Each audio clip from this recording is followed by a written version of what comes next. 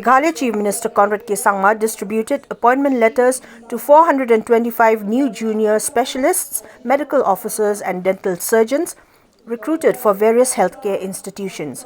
The ceremony, held at the State Convention Centre in Shillong, saw the presence of Health Minister Dr. Ampareen Lyngdoh and PHE Minister Marcuise and Marak. Addressing the newly recruited medical professionals, the Chief Minister encouraged them to work diligently and serve the community. He highlighted the streamlining of recruitment processes in government sectors, particularly in education and health, through the establishment of dedicated boards. This measure had expedited recruitment procedures, ensuring prompt filling of vacancies. Additionally, the Chief Minister mentioned plans to establish administrative housing units statewide, ensuring accessible infrastructure for government employees even in remote areas to foster a conducive work environment. Dr. Priscilla Sani, Dr. Andy Stars Inge, Dr. Kim Korlang Payat, Dr. Eric Mauri, Dr. Amir Laboti Mukim, Dr. Yuni Shada, Dr. Yuni Shada. So she's been waiting for this.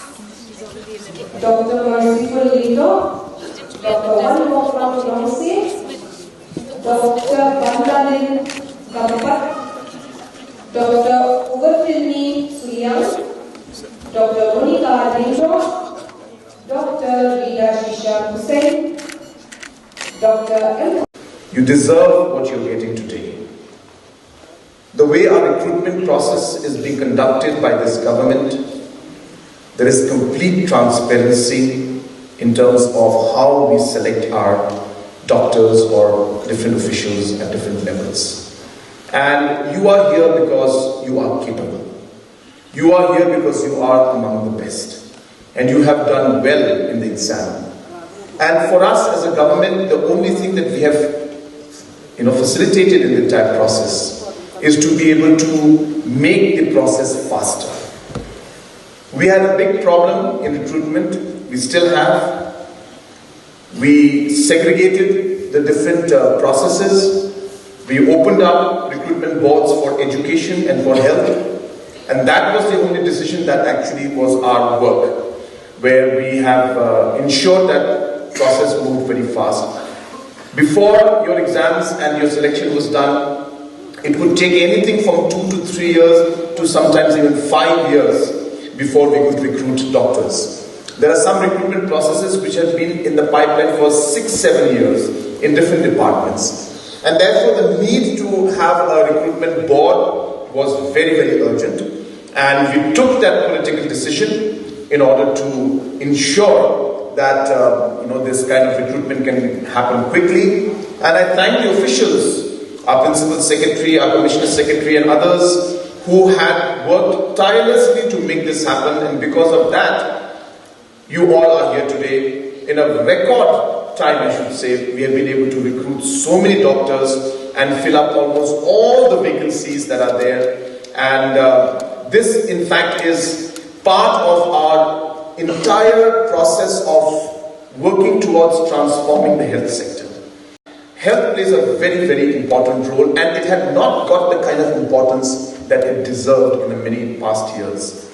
You'll be happy to know that the budget provision that we give to health today in terms of percentage is the highest in the country.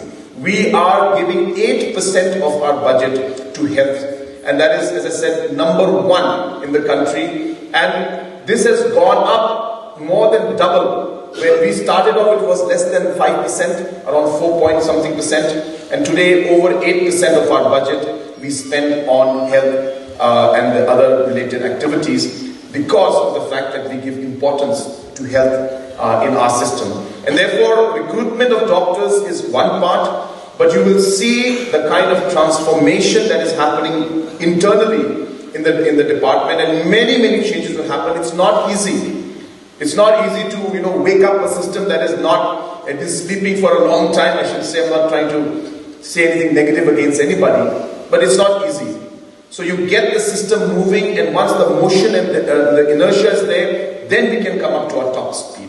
So it was very difficult for us to shake it up and bring this system in place. But today I'm happy that the health department under the leadership of Ampareen Lyngdoh is really moving forward in the right direction. The amount of investments today that we're making in ensuring that infrastructure is improved.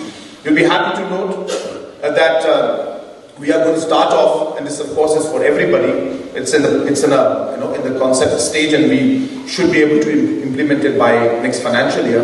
Is that we are planning to put up administrative housing units in all the district headquarters and as many of the hospitals, PHCs, CHCs, so that all doctors, or whether it be MCS officers, or whether it be engineers, depending on the different categories, we'll be having different housing places. So rather than having a separate housing for the doctors and a separate housing for the engineers and a separate housing for MCS officers, we'll have administrative housing complexes.